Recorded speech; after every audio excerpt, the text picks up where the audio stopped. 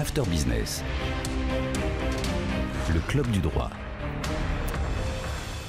Chaque mardi dans After Business, c'est le club du droit en version hebdo, spécialement axé sur les questions immobilières. Chaque semaine, on vous guide, on vous conseille et tout ça avec nos amis les notaires. Avec nous ce soir, maître David Ambrosiano. Bonsoir. Bonsoir. Vous êtes notaire à Fontaine dans l'Isère. On va s'intéresser avec vous aux concubins qui veulent investir ensemble dans l'immobilier. Le nombre de PACS, 188 000 par an en France, eh bien, il se rapproche de plus en plus de celui du mariage. Une acquisition réalisée en commun par deux personnes se fait en indivision. Alors quelles sont les précautions à prendre lorsqu'on achète à deux? On va voir ça avec vous. D'abord, quel est l'intérêt d'acheter en indivision?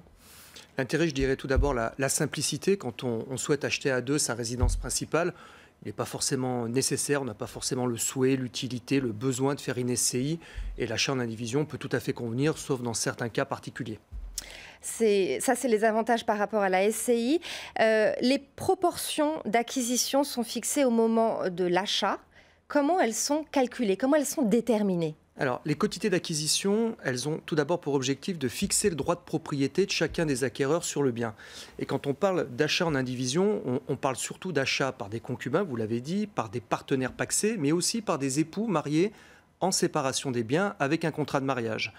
On peut acheter aussi en indivision à plusieurs couples, des amis, de la famille, mais généralement, c'est les cas que je viens de citer. Et quand on achète en indivision, il faut se préoccuper effectivement de savoir qui est propriétaire. Donc, première chose, les quotités d'acquisition vont fixer le droit de propriété de chacun sur l'immeuble. Mais également, ça permet de fixer la règle du jeu. La règle du jeu en cas de revente du bien, si on réalise une plus-value ou une moins-value, et la règle du jeu également si jamais on se sépare et si ça se passe mal. Alors, ce qui est très important, c'est vraiment d'indiquer les quotes-parts de chacun, parce que faute d'indication, les concubins achètent à 50-50, c'est ça? Exactement. Ils sont réputés, ils sont présumés avoir acheté à 50-50. Et d'ailleurs, les quotités d'achat ne seront pas changées par la suite. C'est-à-dire que s'il s'avère que l'un des concubins, l'un des partenaires ou l'un des époux a surinvesti, c'est-à-dire qu'il a payé plus que 50%, ça ne changera pas les droits de propriété. Simplement, il aura une créance contre son co-acquéreur. Et la problématique, ça sera la preuve, parce qu'il aura l'obligation à ce moment-là d'apporter la preuve, alors que si tout est écrit dans l'acte, si la règle du jeu est fixée dans l'acte, il n'y a plus de discussion. Donc il faut être le plus précis possible, car l'indivision peut être source de conflits. Ça veut dire qu'il faut préciser aussi les apports personnels? Exactement. En fait, pour déterminer les quotités d'acquisition, on part du prix de revient. On prend le prix de vente, on y ajoute le montant des frais, ce qu'on appelle improprement les frais de notaire, les frais d'acte, mais également tous les frais bancaires, les frais de garantie, les frais de dossier, parfois même le coût des travaux, les travaux que l'on va envisager sur le bien, et on obtient un prix de revient. Partant de là, c'est des mathématiques très simples, c'est une simple règle de 3. On prend les deux acquéreurs, les apports personnels de chacun, on y ajoute la quote-part d'investissement dans le coût total du crédit de chacun, on obtient un résultat.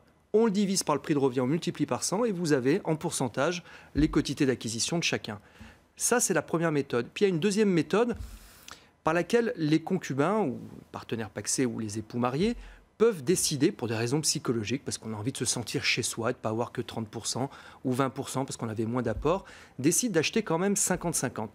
C'est possible, mais à condition de bien prévoir également dans l'acte, de tracer les apports personnels. Cette méthode-là, elle signifie également que les époux vont devoir, s'il y a un crédit, bien rembourser 50-50 le prêt. Et là, la possibilité leur est offerte de dire on est propriétaire 50-50, mais par contre, si jamais on se sépare, si jamais on revend, celui qui a amené un apport personnel supérieur le récupérera à l'euro près. La différence entre les deux solutions, c'est quoi?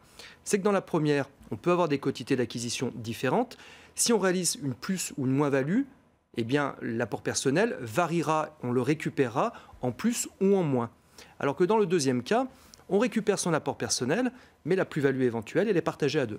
Voilà qui est clair. Merci beaucoup, maître David Ambrosiano, notaire à Fontaine dans l'Isère. Nous, on se retrouve évidemment la semaine prochaine. N'oubliez pas l'adresse mail pour poser vos questions au notaire, le club du droit @bfmbusiness.fr. Tout de suite, on va faire un point sur les marchés.